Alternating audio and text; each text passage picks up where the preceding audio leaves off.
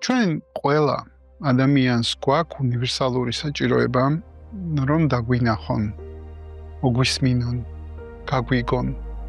მხოლოდ ამის შემდეგ ჩვენ ხვდებით სინამდვილეში, რომ ჩვენ ვიღაცა გვაფასებს ისეთები, როგორებიც ვართ და ვუყვარვართ.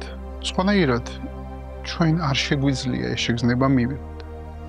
და დღეს ჩვენ გვაქვს ტოტალური დეფიციტი იმისა, რომ ჩვენ შევიგრძნოთ, რომ ხედავენ, რომ გვისმენენ, რომ გებულობენ რისი თქმა გვინდა, ან რისი გამოხატვა გვინდა. სინამდვილეში ყველა ადამიანი მე მჯერა, რომ არის დაბადებული ავტენტური. ყველა ბავშვი არის ავტენტური თავის რეაქციებში. და ყველა ბავშვი არის ის და ისეთი, როგორიც შექმნა სამყარო. თუმცა ძალიან ადრეული ასაკიდან ბავშვს უწევს მორგება დედაზე, იღიმის რაღაცა მომენტში, რაღაცებს აკეთებს, თავის უკბილო ღიმილით, ხელებს წევს, რაღაცებს აკეთებს, რომ დედა მომაქცია ყურადღება, დედა აქ ვარ, გიყვარდე. ძალიან ადრეული ასაკიდან იწყებს ბავშვი ამის გაკეთებას. თუმცა სამყარო, რომელიც ბავშვს ხვდება, არ არის იდეალური. არც დედა არ არის იდეალური, არც მამა, არც ბები, არც ბაბუა და ზოგადად სამყარო არ არის იდეალური და ბავშვი ეჯახება ფუნდამენტურ დეფიციტს იმ ყურადღების, მიმღებლობის და სიყვარულის, რომელიც მას სჭირდება. და ძალიან ადრეული ასაკიდან იწყებს დამუღამებას, რა უნდა გააკეთოს, რომ მოიპოვოს ყურადღება და სიყვარული. მე გადის დრო, ირჩევს ერთ-ერთ სტრატეგიას, რომ მოიპოვოს ისე და ისე ყურადღება და სიყვარული, იმიტომ რომ ყურადღება და სიყვარული არის ორი მთავარი რაღაცა. მე ვიტყოდი ორი ყველაზე მთავარი ვალუტა, რომელიც ადამიანს სჭირდება. იმიტომ რომ ყურადღების გარეშე მე არ შემიძლია გავიხსნა. მე მჭირდება ყურადღება, მე მჭირდება სივრცე, რომელშიც გამომჟღავდები, რომელშიც მე ვიმოქმედებ, მექნება თვით გამოხატვა. და მაშინ ხვდები, რომ მიგებენ თუ არ მიგებენ, მიღებენ თუ არ მიღებენ, უყვარვარ თუ არ უყვარვარ. და ბავშვი ამუღამებს შეიძლება აიღოს გმირი სტრატეგია, გახდეს ძალიან წარმატებული ადამიანი, წარმატებული ბიზნესში, წარმატებული ექიმი, წარმატებული პოლიტიკოსი, რისთვის? რომ მოიპოვოს ის ყურადღება, რომელიც აკლდა და ის სიყვარული დაიმსახუროს და იჯერებს ზოგადად, რომ სიყვარულის დამსახურება ჭირდება. ძალიან ადრეული ასაკიდან ვიჯერებთ. შეიძლება ვიღაცამ აირჩიოს, რომ პირიქით ანტიგმირი იყოს ფულერი, იყოს კანონდამღვევი, იყოს რაღაცნაირი ისეთი, რომელიც სხვა ადამიანებს რაღაცას ატკენს და აშავებს და ამით იზიდავს ყურადღებას. შეიძლება აირჩიოს იყოს გადამრჩენელი და სხვა ადამიანების გადარჩენით იყოს დაკავებული და ამით დაიმსახუროს ყურადღება და სიყვარული. მნიშვნელობა არ აქვს რა სტრატეგიას აირჩევს ბავშვი. სინამდვილეში ამითი ვითარდება მერე კაცმანობა, გიორგაძეობა, ნადარეიშვილობა, ამშობა რა გვარის უნდა ავიღოთ. ის როლი, რომელსაც ირჩევს ბავშვი, რომ მოიზიდოს ყურადღება და სიყვარული, მერე ხდება ცხოვრების მთავარი როლი, რომელსაც ადამიანი თამაშობს. შეიძლება მთელი ცხოვრება იცხოვრო ესე და არ შეგაწუხოს. მაგას მე არ მომწონს, მაგრამ ბევრი ადამიანს აწუხებს. აწუხებს განსაკუთრებით იმ მომენტებში, როცა ჩვენ ცხოვრებაში შემოდის კრიზისი. მაგალითად, გამიშვა სამსახურიდან, მეგობრს ვეჩხუბე, დასანძმას ვეჩხუბე, მშობელს ვეჩხუბე, პარტნიორს დავშორდი, ვიღაცა ავად გახდა. ამ დროს ამას ეძახიან ეგზისტენციალურ კრიზისებს. მთელი ჩვენ სამყარო ყანყალებს. ამ ყანყალის დროს შეიძლება შემოვიდეს ესეთი კითხვა, ვინ ვარ მე? იმიტომ რომ ვინ ვარ მე, აი ეს კაცმანობა და გიორგაძეობა და ნადარეიშვილობა არის ის, რაც მასწავლეს და დამასწავლეს ჩემ თავზე, როგორი უნდა ვიყო, დამჯერი უნდა ვიყო, ხუთოსანი უნდა ვიყო, ათოსანი უნდა ვიყო, მეგობრული უნდა ვიყო, გვიანი, განათლებული. მოკლედ რაღაცნაირი უნდა ვიყო იმისათვის, რომ მოვწონდე და უყვარდე სხვას. და ეს კონფლიქტი ავტენტურობას და ამ ხელოვნურ მეობას შორის არის ის კონფლიქტი, რომელიც გვაწამებს შიგნით იმიტომ რომ ეს ჩვენი ავტენტურობა გვაწვევა შიგნიდან და ის მოვწონდეს სხვას, მაწვევა გარედან. ანუ ორ რაღაცას შორის ვარ, ორ წნევას შორის ვარ, შინაგან წნევას შორის და გარეგან წნევას შორის. შესაბამისად, ეს კონფლიქტი, როდესაც ხდება კრიზისი ჩემ ცხოვრებაში, მძაფრდება.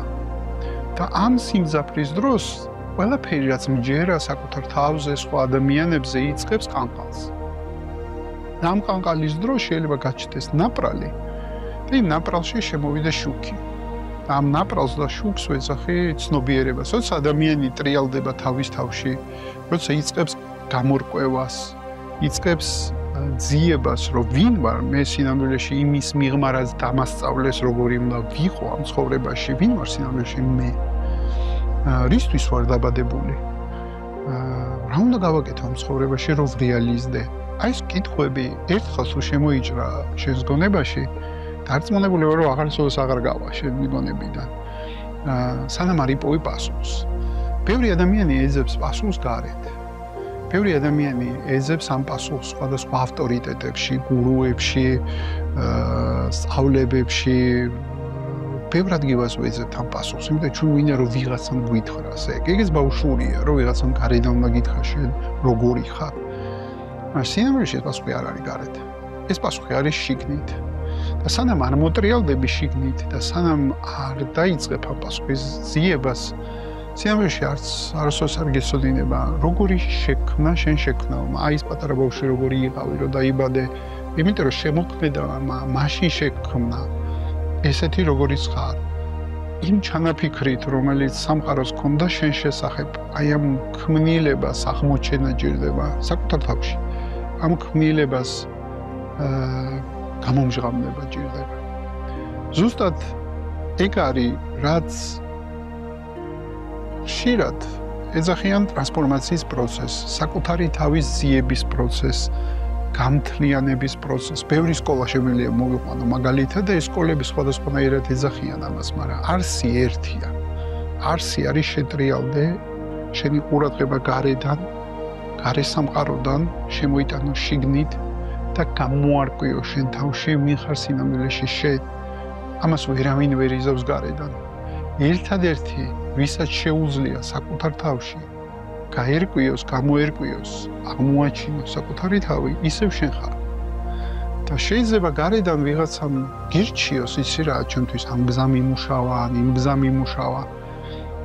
ამ რჩევამ შეიძლება შენთვის იმუშაოს და ან არ იმუშაოს. ამას შე ვერასოდეს ვერ გაარკვევ, სანამ არ იზავ, სანამ არ გადადგავ ამ ნაბიჯს და სანამ არ გამოცდი და არ მიიღებ გამოცდილებას, ეს ასასხვა მირჩია, ჩემთვის მუშაობს თუ არა.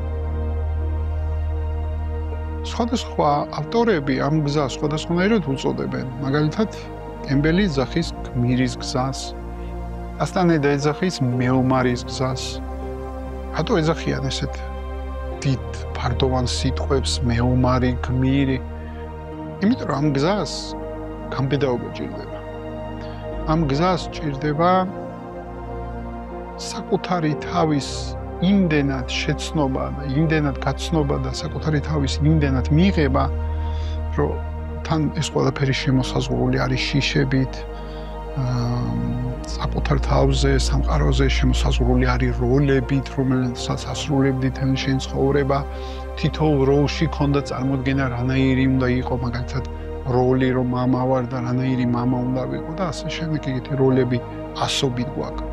და იმის მიღმა ეძიო მიხარ სინამდვილეში.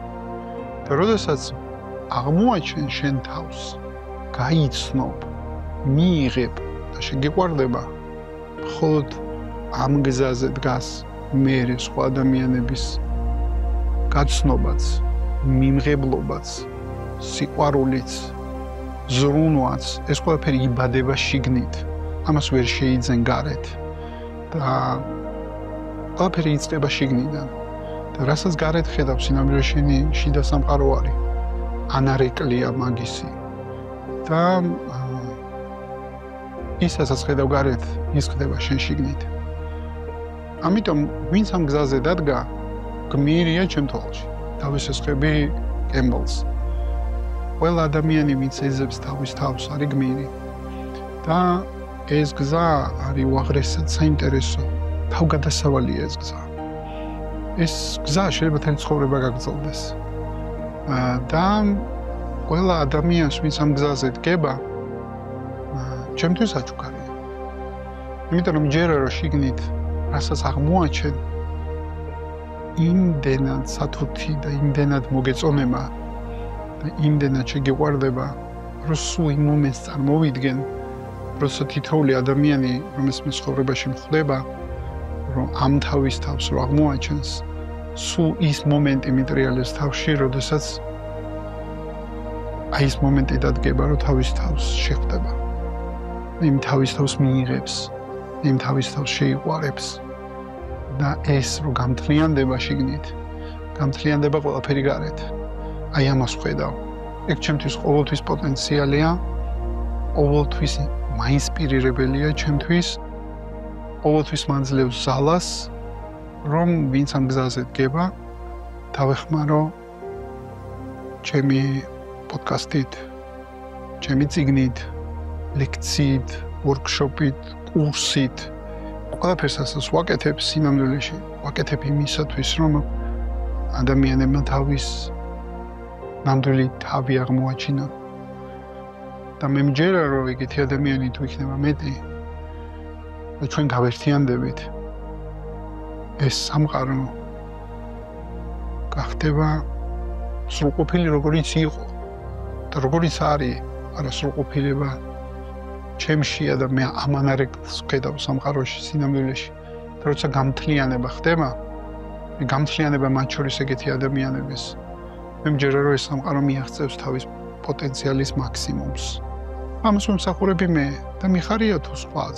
თუმცა არ ემსახურება, ეგეც მისაღებია ჩემთვის.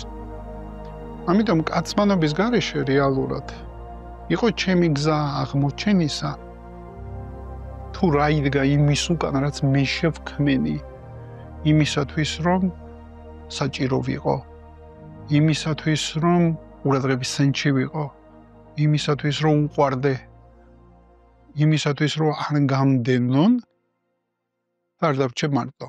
დადგა ეს ნანატრი მომენტი, როდესაც მე წარმოგიდგენ ჩემ პირველ წიგნს კაცმანობის გარეშე გზა გამთლიანებისკენ, სადაც მე აღწერე სრულად ჩემი ტრანსფორმაციის გზა და შეიძლება შენთვის ეს გზა აღმოჩნდეს ძალიან საინტერესო. ეს წიგნი გამოსცა გამომცემლობამ ლურჯმა ოკეანემ. შეგიძლია შეიზინო ეს წიგნი ბიბლუში და პალიტრას მაღაზიებში, როგორც ფიზიკურში, ისე ონლაინში და ასევე შეგიძლია დარეგისტრირდეთ ჩვენ ლინკზე, რომელიც იქნება მითითებული და თუ ამ ლინკზე დარეგისტრირდები, მაშინ შეძლებ მოხვდე ბიბლუსის ქსელში, სადაც მე დავივლი, ჩავატარებ პრეზენტაციებს, გავაკეთებ წიგნის ხელმოწერებს, გაგიცნობ პირადად, ჩამოგართმევთ ხელს და გადავიღებთ ერთად სელფის.